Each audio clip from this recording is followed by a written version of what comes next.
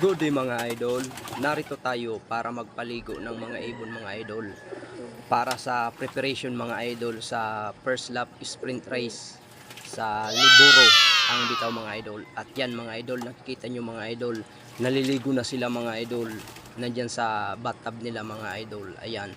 At makikita nyo rin mga idol, marami tayong brown para sa darating na karera. Meron tayong pang of color entry, ayan. Yan, nakikita nyo mga idol. At yan yung mga idol na nasa labas na black check. Yan mga idol si Mr. Kapos. Yan mga idol yung nilalaban natin para sa sprint race sa darating na first lap Liburo sa Sunday mga idol. So abangan nyo yan mga idol.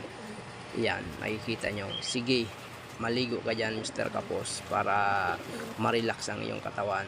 Ayan, sana magandang umaaga umuwi ka sa Sunday.